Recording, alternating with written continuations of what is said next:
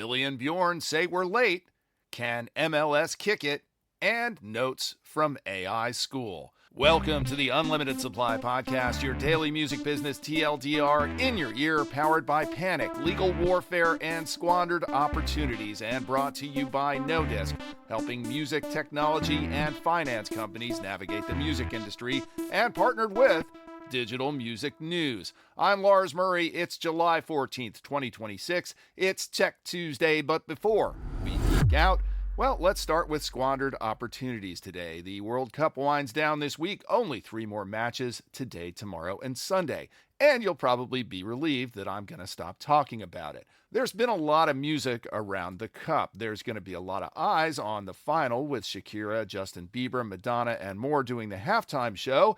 And there have been a few bona fide World Cup hits, goals, and die-die. The latest music story to break is an allegedly massive ad campaign for the domestic league, that's Major League Soccer, which, despite the fact that the greatest player of all time, who is playing in a semifinal tomorrow and may repeat as a World Cup champion, plays in this league, MLS, well, from a marketing standpoint, MLS has been all but invisible during the Cup. The music story breaking today is that MLS has decided to concentrate its marketing fire on the 2 semifinals and the final itself, with a last-minute marketing blitz featuring an Amazon Music sponsored cover of the Tribe Called Quest classic, Can I Kick It?, covered by DJ Premier and Samara Sin. I have a couple of questions for MLS. First of all, what the hell were you guys waiting for? There are 104 matches in the World Cup, 104 opportunities to hit consumers, which we all know you need to do 21 times, and you chose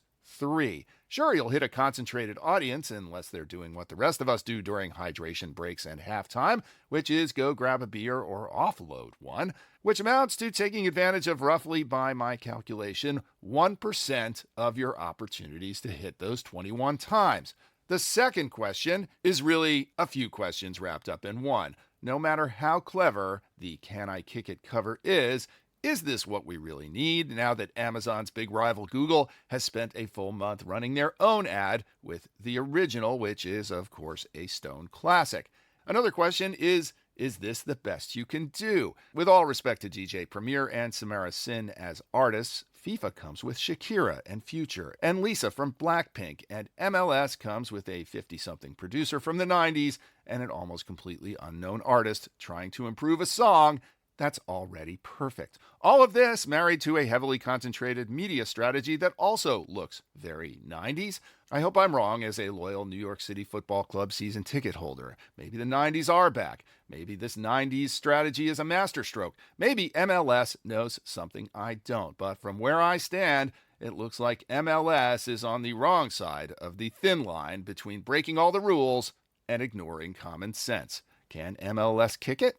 Maybe. Yes, it can. I hope so. Okay, let's geek out. The big tech story of the week is that the industry has pulled together to propose an AI tagging system for music. It's been reported everywhere, but we'll go with Dylan Smith over at the home team, Digital Music News, who reported that the RIAA, Impala, A2IM, and an alphanumeric soup of other organizations have all come together to agree that tagging AI content on delivery platforms is a good idea. It's likely that the platforms themselves will agree. It's a fairly significant development itself that all of these rivaling organizations can agree on anything.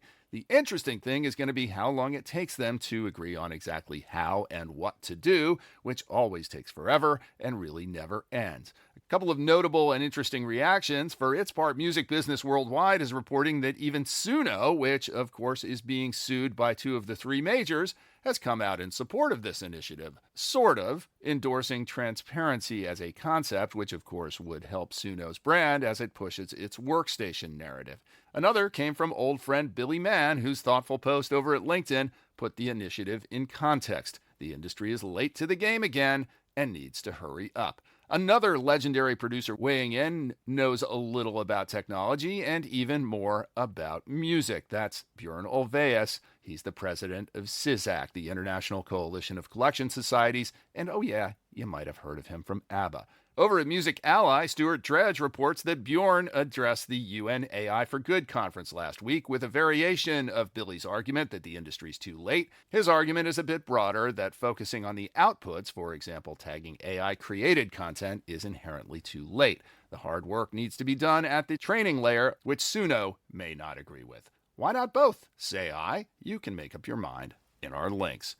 Meanwhile, over at Music Business Worldwide, Tim Ingham sent out an update on an older AI-related story. A few weeks back, head honcho Denis Ladegaillerie had stated that he believes TuneCore service did not want to accept Suno tracks because of the potential liability of unsettled data training claims coming from the majors and elsewhere. He used this to differentiate TuneCore from DistroKid, which is acquiring a reputation as perhaps the most AI slop-infested of all of the distributors.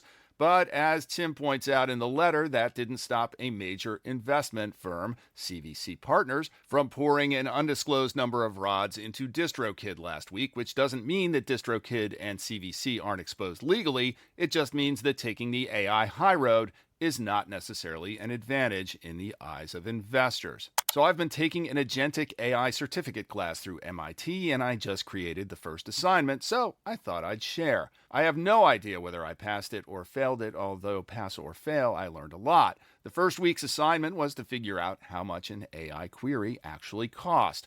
Yes, like Uber and pretty much every streaming service in the world, the major AI models like ChatGPT and Claude kind of feel free. And even if, like me, you have a paid subscription, full disclosure, I started with ChatGPT and then I switched to Claude, it still feels pretty free because all of the calculations happen in the background until you become a real power user. This week's lesson revealed a bunch of interesting things, but I'll stick to my top 3. Number 1, when you use a tool like Tokenizer, and there's a link in the show notes to that, to get an estimate of the real costs of a simple query, the variation in the cost of processing that query can be 3 or 4 orders of magnitude different depending on which platform you're using. Long story short, something that may cost $1 on Claude may cost a fraction of a penny on one of the Chinese platforms like DeepSeek, which, if you're me, really doesn't matter. After all, that $20 subscription to Claude gets a lot done for me relative to hiring an assistant. But at scale, large organizations are going to be looking at that order of magnitude very hard. Takeaway 2 is that by my calculation, I probably use more Claude than I'm paying for, which suggests the platforms are doing what Amazon, Uber, and the streaming services did, which is to operate at a loss to subsidize their growth with a plan to later whack us upside the head with the real prices, which is pretty hard to do when your Chinese competition is already serving up a similar service for literal fractions of pennies on the dollar, which is a little terrifying considering how much of the U.S. economy is depending on the success of big AI right now. My third takeaway is a little more reassuring, although also a little unsettling, depending on how you look at it. It's that I ran the same query twice, and the second time it was cheaper than the first, which suggests that OpenAI in this case had already learned the answer from its first run and thus was able to come up with the second answer faster and more cheaply.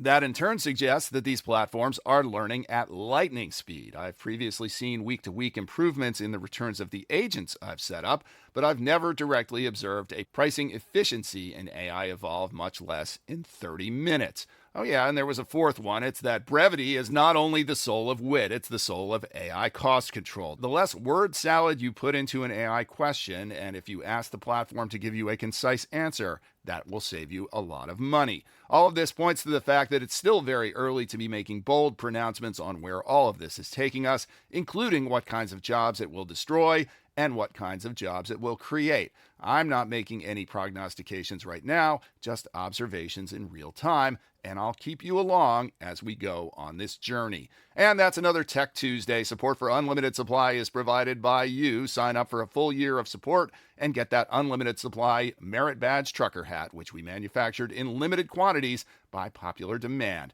If you're just dipping a toe into Unlimited Supply, you can also get yourself the Merit Badge alone, or literally buy me a cup of coffee or help me cover my MIT tuition. There's a link in the show notes. If you like what you hear, please hit that follow button wherever wherever you get your pods, including now, Substack, and drop us a rating and or a review on Apple Podcasts, YouTube, or Spotify, and tell a friend or three. Links are in the show notes, but you can also visit unlimitedsupplypod.com to sign up for our newsletter, to tell us what you think about the show, to suggest feature ideas, to feed us info, to feed us lunch, to call us out on our dubious assertions, and to tell us what we're missing out on.